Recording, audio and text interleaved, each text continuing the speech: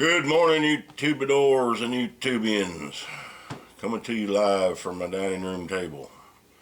You can call it a dining room. It's a little sitting area. Actually, where I'm sitting now used to be some kind of a shoddy built pantry that I tore down. It was actually a good support wall for the loft. And when I tore it down, I could see it's kind of doing a little sagging, but I put about 8 other beams up to do that job, so we're not worried about that anymore. That loft ain't going nowhere. Today I've got a few videos that I made early on that have copyright hits, so I'm downloading them back off of YouTube, and I'm gonna change the music out of them, put them back up. Got a lot of my cabin renovations. I'm gonna combine all them, make them longer, make them better quality. Maybe I can't get my microphone to work on my computer. I have a version of Windows on there that's not, what do you call it, not registered. When I built that computer out of parts from 3 other computers, and in order to get Windows loaded, you got to kind of fool the computer, full Windows, and you got to turn it on, turn it off. And finally, it's not that I didn't buy the Windows, I had it on the previous hard drive, but I wanted it on a different hard drive, and anyway, it works. It's just not registered.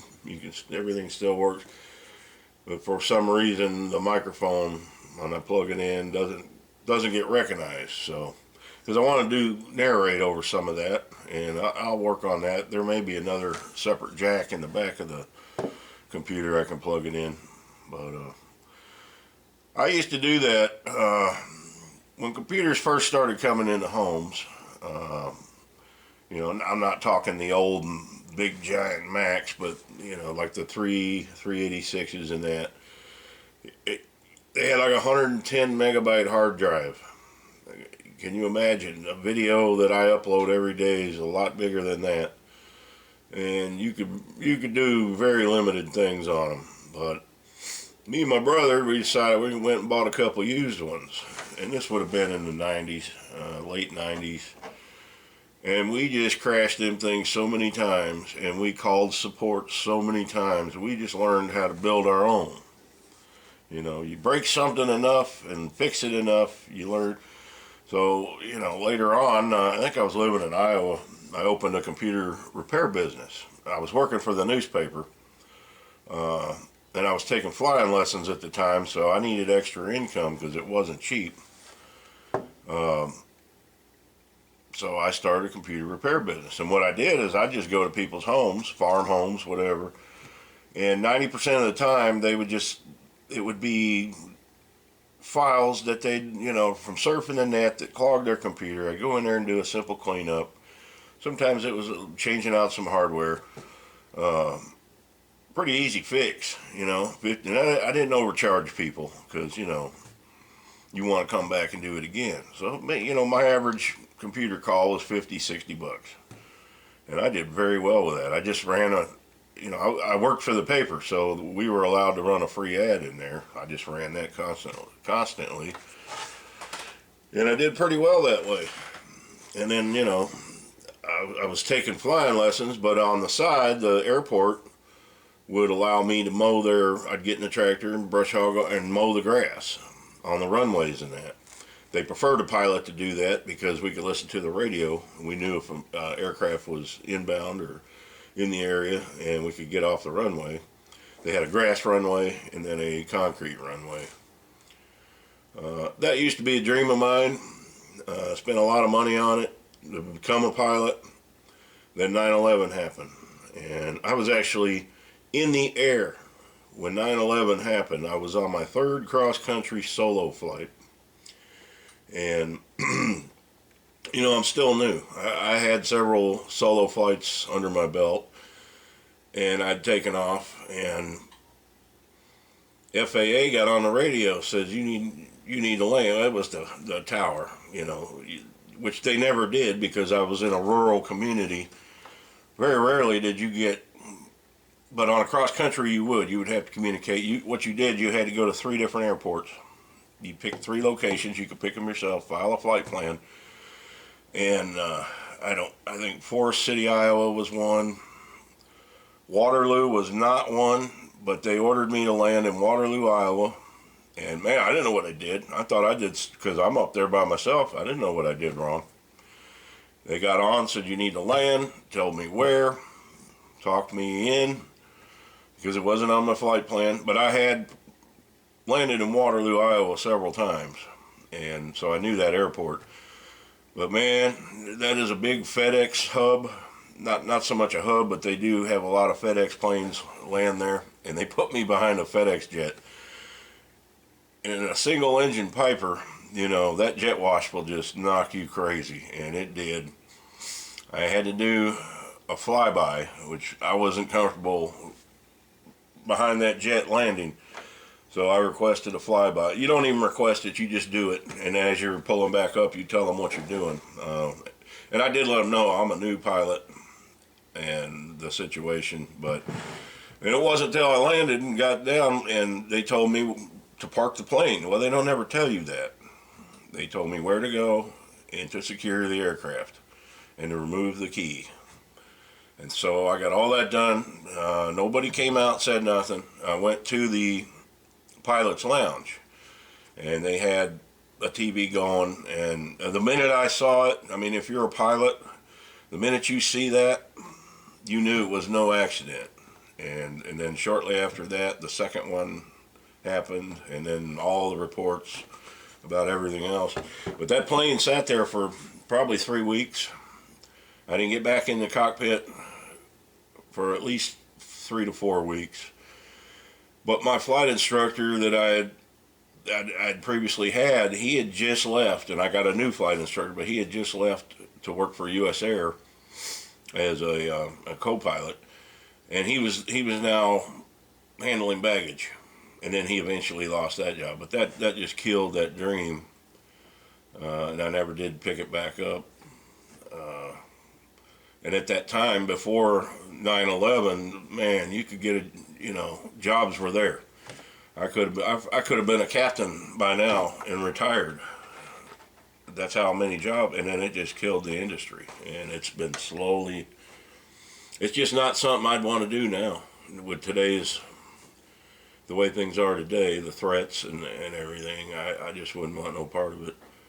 But that's what happened to me. It's in my logbook. It was not my last flight. I took several more lessons after that, but I just didn't pursue it, And I had previously signed up to go to a school in Tulsa, Spartan School of Aeronautics, which is a very well-known school.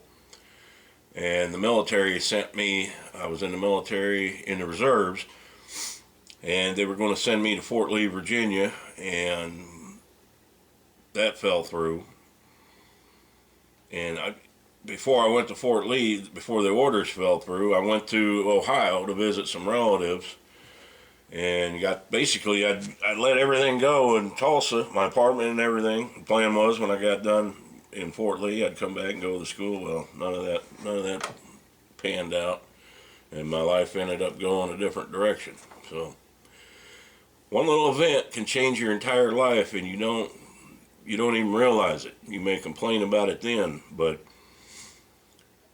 oddly enough, that got me back in, the Fort Lee thing got me back into the newspaper business, and I had a pretty good career in that. I never really liked it, but it was a good paying job, as a journeyman press operator. I just never really liked it much, the hours were crazy. You almost always had to work nights, especially when I worked for the big city papers. You always worked night shift, but they paid real well. But every little thing you do in life can lead you to where, you just never, what may seem to be a bad thing at the time could end up being the thing that, takes you down the right road instead of the wrong road. I'm going to get a drink of this coffee. So don't let your 9/11s deter you for a dream you have. Well, that was my dream. But had that not have happened, and it was bad, I mean, had me not being able to become a pilot, you know, for a living, that didn't destroy my life. It just took another direction. There's many directions you can take, and you either accept it or you don't, or you change it. You know, if you don't like the way your life's going, change it. You're the only one that has the power to do that. Well, today I don't know. Like I said, I'm gonna work on a couple of videos, but it's gonna be nice out. So I need to pop the hood on the truck, check all the fluids. I need to get to town and get a grease gun, because that thing, I don't pay somebody to change the oil in the truck. And when I had the car, I did, because I couldn't get my fat butt underneath it. It was a little difficult, so I would take that in. A friend of mine in town in a mechanic shop, and he would do it. When you live alone, it's hard to do things like that, because here you have to drop your vehicles off. You know, you can't sit and wait. They've got backlogs of vehicles. So you have to make arrangements to drop that vehicle off. Well, guy I had working at the ranch with me, a retired guy, on Fridays, he would pick me up at the shop, and we'd leave my vehicle there until we got done with work, and then by the time I got off work, it was finished. Whether I had to get tires put on, oil changed, or whatever. But you got to make arrangements. You know, I can't just drive and leave my truck somewhere. I got to get a ride back, and then you got to get a ride back to get it. So that's another thing, you know, living alone. That's one disadvantage. But you know, if that's the worst thing that happens to me, hey, it's worth it. Gonna get out there today, do a few things. I don't know. I got them two great big rocks where I tore that bridge down. I need to get them out of the way. All I got to do there is pull up my two-wheel dolly, and I'll get a big crowbar and flip it up on its side, pull it back, and move it. Those used to be the steps to this deck till I built steps. That's how you got up on the deck. They had these two big rocks there. It's like everybody that's owned this house, this cabin. It's a cabin, actually. You can call it a house, whatever. It don't matter. They just never put any work into it. You know, it was built in 1980, and it stayed exactly how they built it. They put up some ugly purple and yellow paint, but other than that, it's like when I moved in, the backyard was flooded. The neighbor told me, well, this house flooded before. Well, after a big major rain, I seen why. There's a slope comes down to the house, and it started seeping in my walls. Well, I went out and analyzed what was going on. I dug a 100-foot ditch, 2 feet deep, 100 feet for the water to drain out of, and it's never had a problem since, not one time. But you would have thought in 40 years of this house being here that, hey, somebody could have figured that out. Nope, not once. So, I mean, you just can't move in a place and just exist. You have to do maintenance. You have to correct problems that are causing you trouble. It's not that hard. My last peppers, I'm pulling these out, pulling them plants out today. I have got so many of these, I don't know what I'll ever do with all of them. I'm going to have to give some away. But they're all wilted up. They're not producing anymore, so I'm going to pull them out and till up that little garden area a little bit. And anything that's really growing out there, it's not producing much. There's a few tomato plants that are getting some buds, but I don't think they'll probably be little tiny ones, so I may go pull everything up today. I'm tired of watering stuff that ain't producing. There's no reason for it. Ooh, look at this one. A little orange and yellow. Alright guys, I've yapped long enough. Happy trails.